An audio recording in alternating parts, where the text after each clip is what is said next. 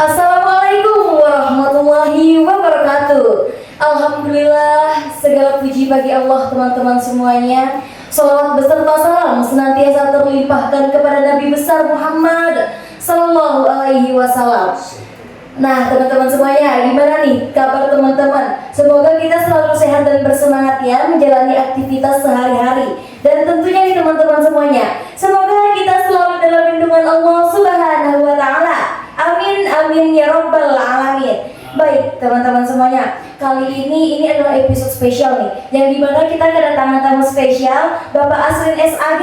Selamat siang Bapak, bagaimana kabar Bapak hari ini Bapak? Selamat siang juga Nabila, alhamdulillah hari ini diberikan kesehatan dan yang luar biasa dapat berkumpul di ruang podcast teman Kota Sawalunto. Oke, alhamdulillah ya teman-teman semuanya. Nah Pak, langsung saja kita ke beberapa pertanyaan yang sudah kami siapkan ya Bapak. Izin Bapak. Oke Bapak. Nah, sebagai sosok yang pernah mengemban pemimpin di Kota Sawalunto dan sekarang telah menjadi Kepala Pangin 1 Sawalunto ya Bapak ya. Nah, bagaimana Bapak memaknai perjalanan dan perkembangan Kota Sawalunto dari masa ke masa nih Bapak? Pertanyaannya luar biasa. Sangat menarik. Kenapa saya katakan menarik ya? Karena jujur melihat perkembangan Kota Sawalunto saat ini luar biasa kalau menurut saya. Kalau kita kembali ke titik awal dulu, alhamdulillah saya di MAN ini 20 tahun 6 bulan.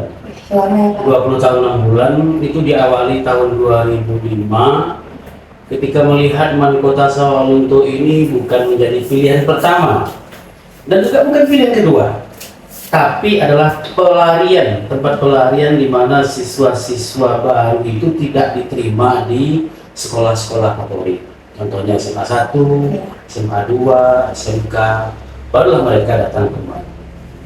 Dan itu pun siswanya kebanyakan dari pinggiran daerah Kota Sawalunto. Jadi saya tahu betul itu. Bahkan di tahun ketika saya menapak di MAN ini, jumlah siswa kita itu berkisar 60-an sampai 70-an total semuanya.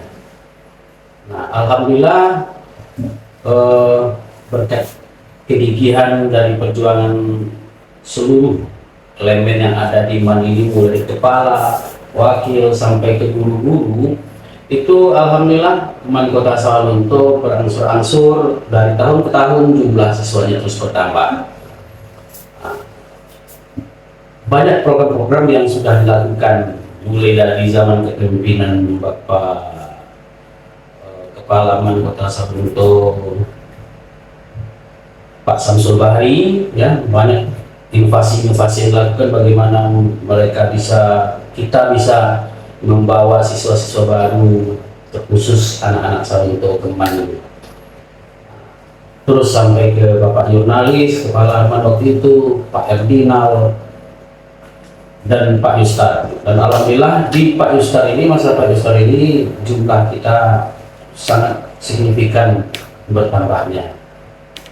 Kemudian sekarang Pak April, itu juga terus memperlihatkan grafik yang cukup tinggi penambahan siswa baru kita.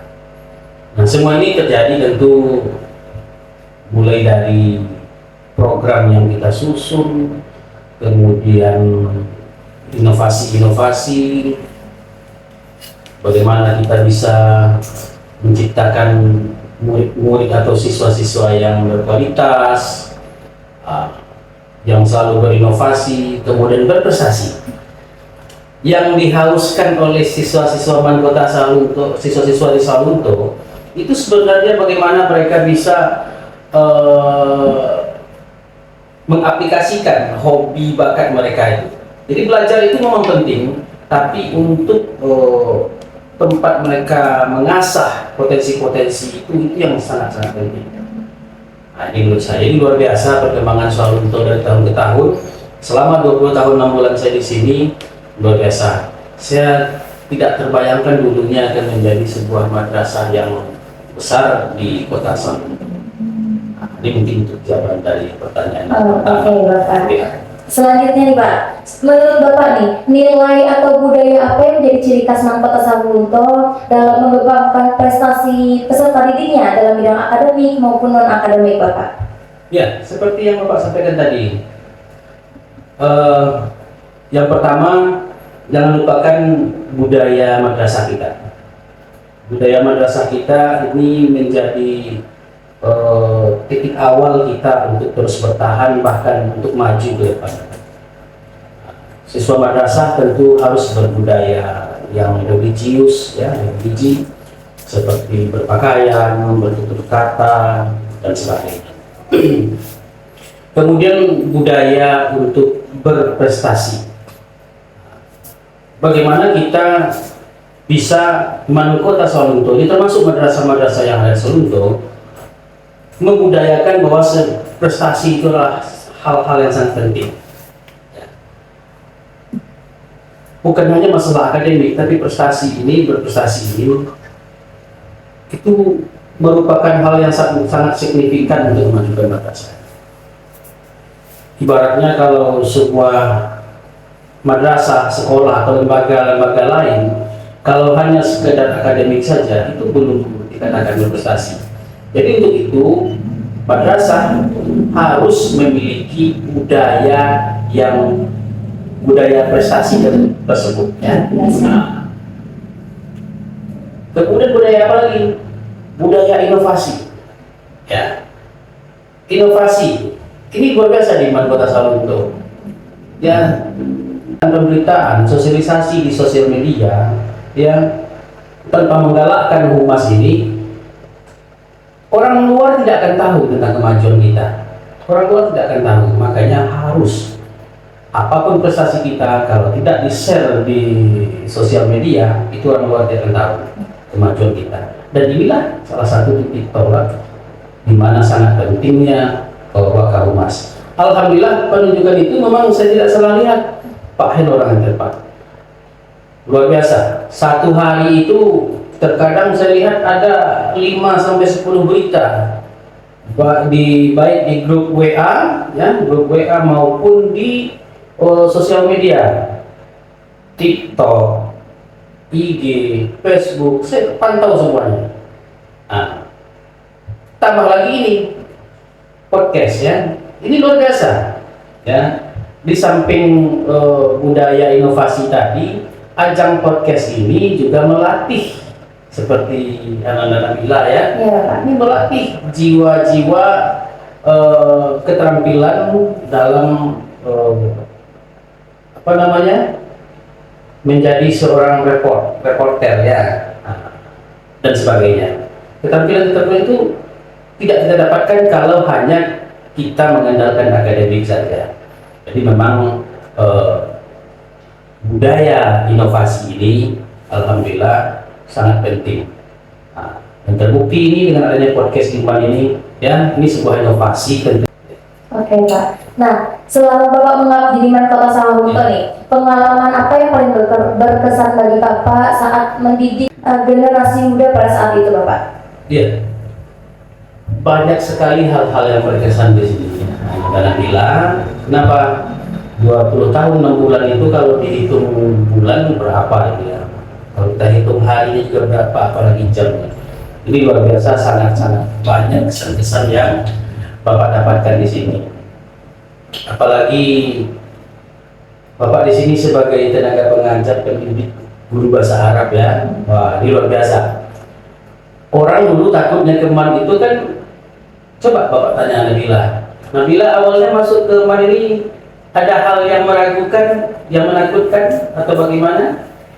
Kalau dari pengalaman saya sih tidak ya Pak, tapi kalau tanya ke teman-teman yang, kalau saya kan MTS juga dulu, kalau tanya ke teman-teman SMP, dia memang takut kayak di PAI, ketemu bahasa Arab, fikih, dan SKI, seperti itu Pak. Gitu.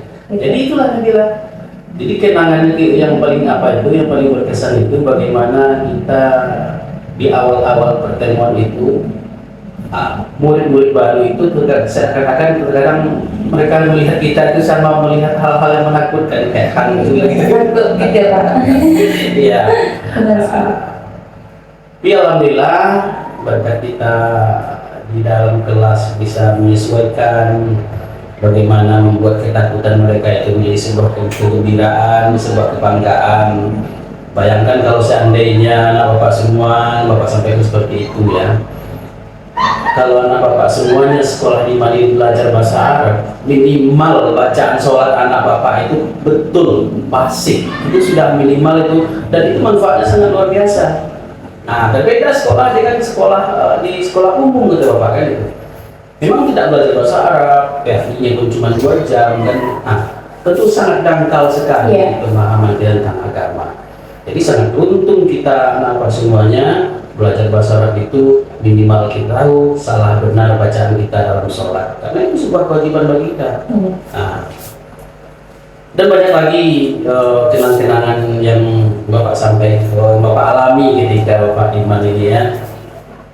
Prestasi anak-anak alhamdulillah kita baru sampai di tingkat provinsi OPA kemarin ya. OPA kita kebetulan yang di bawah itu juara 1, sementara kita juara 2, jadi tidak berangkat. Tapi saya yakin percaya mudah-mudahan tahun ini bapak yakin itu ya, anak kita si Abdul Rahim itu luar biasa potensinya. Bapak tahu karena di kelas 10 kemarin bertemu sama bapak itu luar biasa. Pak yakin dia bapak sampai. Oke Pak, terakhir nih Pak, masukan Bapak dan satu kata Bapak untuk Mahkota Sawah Lunto. Kalau masukan Bapak, teruslah berinovasi, teruslah berprestasi, karena inovasi, berprestasi itu adalah 2 hal yang sangat diperlukan dalam memajukan madrasah ini, memajukan siswa-siswa madrasah. Untuk Mahkota Sawah Lunto, saya yakin dan percaya Mahkota Sawah Lunto pasti maju. Oke, nah teman-teman, pentingnya inovasi dan prestasi untuk memajukan nama madrasah ya Bapak ya. Oke, terima kasih kita ucapkan sebesar-besarnya kepada Bapak atas motivasi dan dukungan Bapak kepada Mahkota Sawah Lunto.